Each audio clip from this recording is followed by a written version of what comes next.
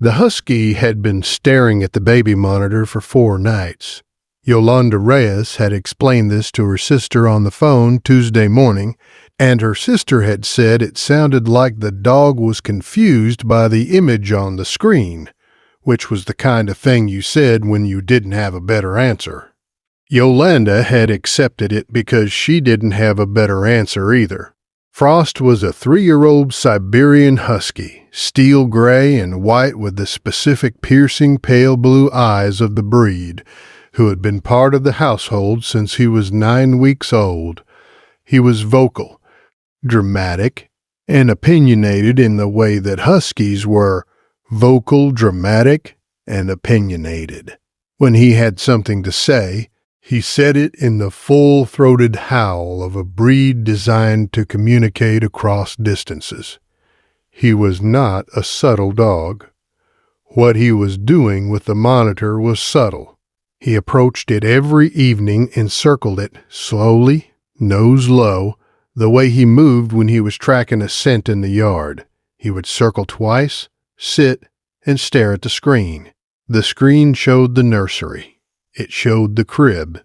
It showed her son, Mateo, 4 months old, sleeping in the position she put him in every night, on his back, arms out. The standard safe sleep position she had researched and implemented with the thoroughness of a first-time mother. Frost stared at the monitor like he was watching something she couldn't see. She told him to go to his bed. He went. He came back 20 minutes later and did it again. If you stay for stories about what animals sense before we do, you're in the right place. Subscribe so you don't miss the next one. On the 5th night, at 3 a.m, Frost walked to the bed and pressed his nose against her hand. He had never done this at night. He was a dog who slept through the night on his bed in the corner and expected her to do the same.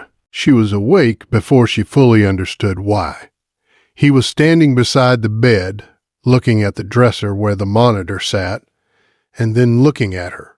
She picked up the monitor. Mateo had shifted during sleep. He was face down, not partially, not the slight turn that could still maintain an airway, face down, cheek flat against the fitted sheet, in the position that was listed in every safe sleep guideline as the specific configuration associated with highest SIDS risk in infants without head control. She was out of bed before she completed the thought. She was in the nursery in 4 steps. She lifted Mateo, turned him. He was warm. He was breathing.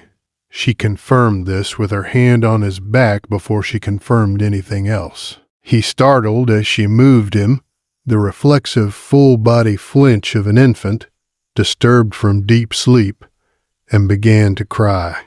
She sat on the nursery floor and held him and did not stop until he was calm and she was calm, and the specific cold clarity of what she had seen on the monitor screen had settled into something she could hold at arm's length and examine. Has your dog ever done something you couldn't explain until it was the only thing that made sense? Tell us in the comments. These stories deserve to be heard. She told her pediatrician about it at the 6-month well visit.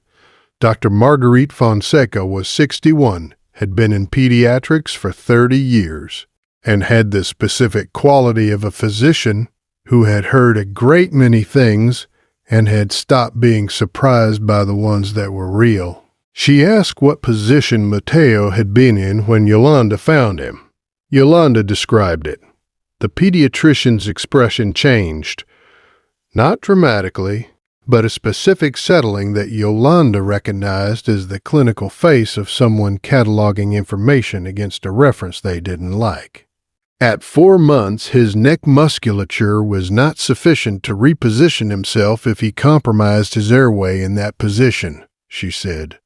The respiratory challenge in that scenario develops slowly, a gradual increase in carbon dioxide as the rebreathing pocket under the face accumulates. It doesn't trigger a distress response in all infants. She looked at Yolanda. In some infants, it doesn't trigger a response at all. She said, "The dog woke you." Yolanda said yes. Dr. Fonseca wrote something in the chart. Then she said in the even tone she used for all clinical information, "I've had 3 families in 30 years tell me a dog woke them for this reason. The common factor was always that the dog had been behaving unusually with the monitor or the crib for several nights before the event." She paused. "I don't have an explanation for what the dog detects. I have the outcome data. Every guardian deserves to be recognized, even the ones who never ask for anything in return. If stories like this matter to you, subscribe so you never miss the next one." Frost was in his corner when she got home from the appointment. He was doing the thing he sometimes did in the afternoon, lying on his side with his legs extended, one ear flat against the floor, the specific abandonment of a husky who had decided that this particular moment did not require alertness. She sat on the floor across from him and looked at the pale blue eyes that looked back at her with the comfortable certainty of an animal who knows where it is and who it is with, and does not require anything else to be provided. She had been telling him to leave the monitor alone for 4 nights. She was not going to do that again. The next story is about a dog who had been trying to tell a family something for 3 weeks.